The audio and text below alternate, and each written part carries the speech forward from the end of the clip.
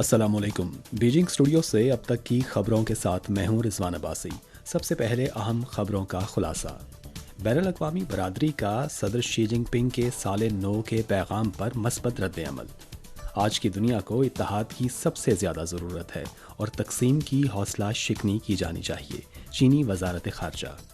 आलमी इदारा सेहत के डायरेक्टर जनरल की फ़लस्तीनी हिलाल अहमर सोसाइटी के हेड क्वार्टर की इमारत पर इजरायली हमले की मजम्मत। और अब खबरें तफसील के साथ।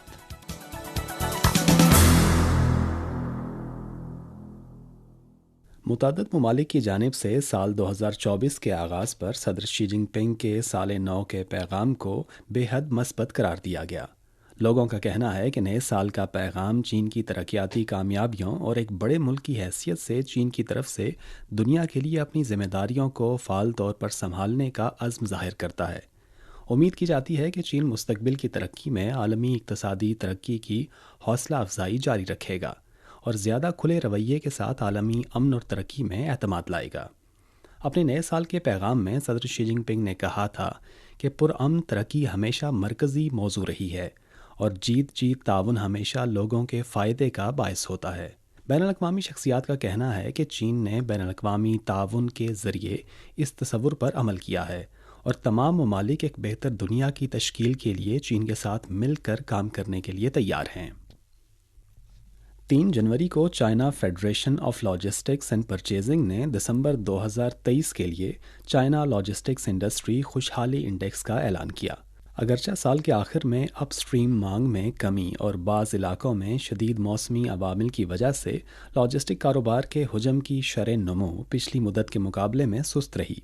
ताहम दिसंबर में लॉजिस्टिक्स इंडस्ट्री के खुशहाली इंडेक्स ने मुस्तहकम बहाली का रुझान बरकरार रखा और कारोबारी हुजम में मुसलसल इजाफा हुआ। दिसंबर 2023 में चीन की लॉजिस्टिक्स इंडस्ट्री का खुशहाली इंडेक्स 53.5% था, जो पिछले महीने के मुकाबले में 0.2% पॉइंट्स का इजाफा है। चाइना लॉजिस्टिक्स इंफॉर्मेशन सेंटर के डायरेक्टर लियू यो होंग ने कहा कि मुख्तलिफ इशारियों के तनाजुर में चाइना लॉजिस्टिक्स इंडस्ट्री के खुशहाली इंडेक्स के कुछ मरकज़ी इशारिये अब भी खुशहाली की हद में हैं। ख़ास तौर पर कुल कारोबारी हुजम की शरह नमो अब भी तेज़ है, जिससे ज़ाहिर होता है कि पूरे दिसंबर में लॉजिस्टिक्स ऑपरेशन अब भी मुस्तहकम और बेहतर हालत में है। चीन के मरकज़ी बैंक के मुतल्लिका हुकाम ने 2 तारीख को कहा कि निजी कारोबारी इदारों के लिए कर्ज़ों के तनासुब में बतदरीज इजाफा किया जाएगा और अहम शोबों में निजी कारोबारी इदारों को ज़्यादा कर्ज़ों की फराहमी ज़रूरी है। मुतल्लिका हुकाम का कहना है कि हालिया बरसों में चीन में निजी मईशत की तरक्की के लिए मालियाती मुआवनत के मस्बत नताइज बरामद हुए हैं। चीन के मरकज़ी बैंक ने फ़ंड्स की फराहमी को मजबूत बनाने के लिए छोटे और माइक्रो लोन सपोर्ट टूल्स बनाए हैं। नवंबर 2023 के इख्तिताम तक चीन में निजी इदारों के लिए कर्ज़ों का हुजम 41.2 ट्रिलियन युआन रहा, जो साल ब साल 10.4% का इजाफा था, और छोटे और माइक्रो कारोबारी इदारों के कर्ज़ों का हुजम 28.9 ट्रिलियन युआन रहा, जिसकी औसत सालाना शरह नमो गुज़िश्ता 5 सालों में 25% से ज़्यादा रही। बॉन्ड्स मार्केट के लिहाज से चीन ने निजी कारोबारी इदारों के लिए बॉन्ड फाइनेंसिंग सपोर्ट टूल्स बनाए हैं, जिससे 140 निजी कारोबारी इदारों को 243.8 बिलियन युआन के बॉन्ड्स जारी करने में मदद मिली है। अगले मरहले में चीन का मरकज़ी बैंक निजी मईशत के लिए मालियाती खिदमात की दुरुस्तगी और कारकर्दगी को बेहतर बनाएगा। 3 तारीख को IMF की मैनेजिंग डायरेक्टर जॉर्जियोवा ने एक इंटरव्यू में कहा कि कौमी सलामती की पाबंदियों में इजाफे की वजह से आलमी मईशत जियोपॉलिटिकल सियासी लाइन्स पर तकसीम हो जाएगी और दुनिया के मुख्तलिफ ममालिक अमरीका और चीन की सरबराही में मुख्तलिफ ब्लॉक्स का रुख करेंगे, और अगर ऐसा जारी रहा तो बिलाखिर आलमी GDP में 7% तक की कमी वाक़ई होगी। इस हवाले से चीनी वजारत ख़ारजा के तर्जुमान वांग वेनबेन ने 3 तारीख को यौमिया प्रेस कॉन्फ्रेंस में कहा कि दुनिया को जिस चीज़ की सबसे ज़्यादा ज़रूरत है वो इत्तेहाद है, और जिस चीज़ को सबसे ज़्यादा रोका जाना चाहिए वो है तकसीम। उनका कहना है कि मुआशी और तिजारती मसाइल को सियासी रंग देने और इन्हें हथियार के तौर पर इस्तेमाल करने का मकसद अपनी तरक्याती बर्तरियों पर इजारादारी कायम करके उभरती हुई मंडियों और तरक्की पजीर ममालिक की तरक्की में रुकावट डालना है और दुनिया की 7 अरब आबादी को खुशहाल ज़िंदगी गुजारने के हक से महरूम करना है। یہ نہ صرف غیر اخلاقی ہے بلکہ آنے والے عرصے میں پائیدار نہیں ہوگا۔ وانگ وین بین نے کہا کہ چین ہر قسم کی یک طرفہ پسندی اور تحفظ پسندی کی مخالفت کرنے اور تمام ممالک کے مساوی ترقیاتی حقوق کے تحفظ اور مشترکہ ترقی اور خوشحالی کو فروغ دینے کے لیے تمام فریقوں کے ساتھ مل کر کام کرنے کے لیے تیار ہے۔ 3 جنوری کو چینی وزارت خارجہ کے ترجمان وانگ وین بین نے یومیہ پریس کانفرنس میں کہا کہ چین نے جاپان کے ایشیکاوا پریفیکچر کے علاقے نوٹو میں آنے والے شدید زلزلے پر جاپان سے ہمدردی کا اظہار کیا ہے۔ چین جاپان کو زلزلے سے بچاؤ کے لیے ضروری امداد فراہم کرنے کے لیے تیار ہے۔ چینی وزارت خارجہ اور جاپان میں چینی سفارت خانے اور قونصل خانے زلزلے کی صورتحال پر گہری نظر رکھے ہوئے ہیں اور جاپان میں موجود چینی شہریوں کو بروقت ضروری معاونت فراہم کرتے رہیں گے۔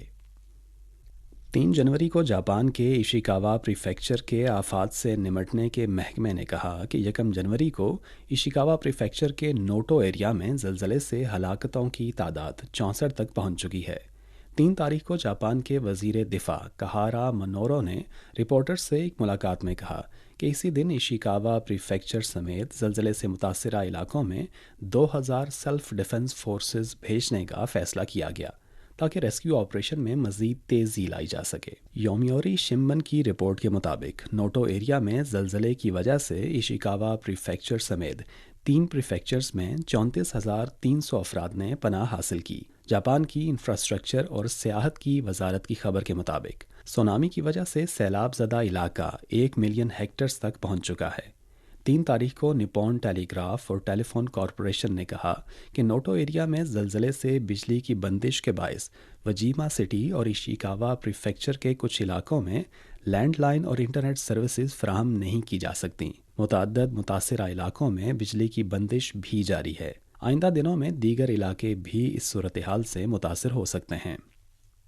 مقامی وقت کے مطابق 2 جنوری کی شام WHO کے ڈائریکٹر جنرل ٹیڈروس گیبریسس نے سوشل میڈیا پر اپنی ایک پوسٹ میں خان یونس میں فلسطین ریڈ کرسنٹ سوسائٹی کے ہیڈ کوارٹر کی عمارت پر ہونے والے حملے پر مذمت کا اظہار کیا۔ اقوام متحدہ کے دفتر برائے رابطہ انسانی امور کی سربراہ جیما کارنل نے کہا کہ غزہ کی پٹی میں کوئی بھی جگہ محفوظ نہیں ہے۔ حملے کا شکار عمارت کی چھت پر ہلال احمر کا نشان واضح تھا اور دنیا کے کسی بھی بچے اور ایسے افراد کو جنہوں نے ایک انسانی تنظیم کے نشان کے تحت پناہ لی تھی انہیں قتل کرنا قابل مذمت ہے۔ 2 جنوری کی شام لبنانی حزب اللہ پارٹی نے ایک بیان جاری کیا جس میں کہا گیا کہ حماس کے سیاسی بیورو کے نائب چیئرمین صالح عروری اس رات لبنان کے دارالحکومت بیروت کے جنوبی مضافات میں ہونے والے حملے میں ہلاک ہوئے۔ یہ لبنان کی خود مختاری اور عوام کی سلامتی پر حملہ تھا۔ بیان میں کہا گیا ہے کہ حملے کا جواب دیا جائے گا اور حزب اللہ کی افواج پوری طرح تیار ہیں۔ حماس کے سیاسی بیورو کے رہنما ہانیہ نے ٹیلی ویژن پر نشر ہونے والی ایک تقریر میں کہا کہ عروری پر حملے سے حماس کے آپریشن اور اپ گریڈ پر کوئی اثر نہیں پڑے گا۔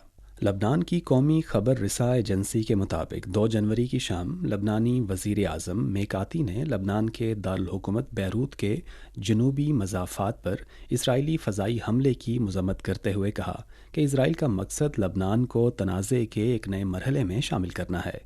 انہوں نے اسرائیل کو متنبہ کیا کہ وہ جنوبی لبنان میں لڑائی کو توسیع نہ دے۔ لبنانی وزارت خارجہ کی جانب سے جاری بیان کے مطابق لبنانی وزیر اعظم میکاتی کی ہدایت پر اقوام متحدہ کی سلامتی کونسل میں 2 تاریخ کی شام لبنان کے دارالحکومت بیروت کے جنوبی مضافات میں اسرائیلی ڈرون حملے کے حوالے سے باضابطہ شکایت جمع کرائی گئی ہے۔ 2 جنوری کو اسرائیلی وزیر دفاع یاوا گیلنٹ نے وسطی غزہ میں صلاح الدین ہائی وے پر اسرائیلی فوجیوں سے ملاقات کی۔ اس موقع پر انہوں نے کہا کہ اسرائیلی فوج کی توجہ خان یونس میں حماس کے سینئر عہدیداروں کے ٹھکانے تلاش کرنے پر مرکوز ہے۔ گیلنٹ نے یہ بھی کہا کہ حماس کا غزہ کی پٹی کی گورننگ باڈی کے طور پر نہ رہنے اور حماس کی فوجی طاقت کے ختم ہونے تک اسرائیلی فوج اپنی فوجی کارروائیاں ختم نہیں کرے گی اور اس میں وقت لگے گا۔